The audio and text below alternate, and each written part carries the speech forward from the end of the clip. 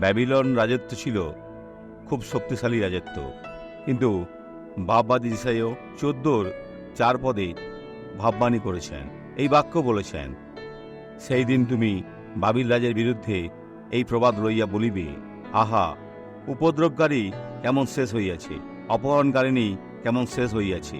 নমুখোৎলিশ্বরের অনেক পূর্বে ঈসাইও এসেছিলেন, কিন্তু ভাববাদী হিসাবে।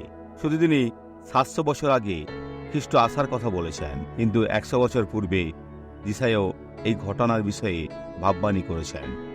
এইভাবে তিনি বলেছেন, প্রিয় বন্ধুরা, ঈশ্বর যখন বাক্য দ্বারা আপনার হৃদয়ে কথা বলে, বিশ্বাস করুন, এটা ধরে রাখুন, এর অর্থ আপনি ভাগ্যবান, আর বাক্যের কারণে আপনি জয় পাবেন। এখন একটা সুন্দর সাক্ষ্য আমরা দেখব, যে ব্যক্তি খ্রিস্টের নামে আশীর্বাদ লাভ করেছিল।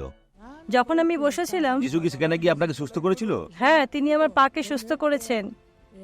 এটা বাঁকা ছিল আর খুব কষ্ট দিত। এটা কি চলে গেছে? চলে গেছে। আসুন প্রার্থনা করি। ও প্রভু ঈশ্বর, অনেকের আজ আশীর্বাদের প্রয়োজন। তারা চাইছে, ক্রন্দন করছে, তারা চিৎকার করছে, কিন্তু এগুলির দরকার নাই। শুধু বিশ্বাস করতে হবে যে আশীর্বাদ তাদেরই। তাই প্রভু, সুসমাচারের পরিচারক হিসাবে এদের জীবনে থাকা সমস্ত মন্দকে বাহির করি, আর বলি, বিশ্বাস করুন যে আপনি আশীর্বাদ লাভ করেছেন যিশুর নামে। বন্ধুরা, তিনি আপনার সহবর্তী।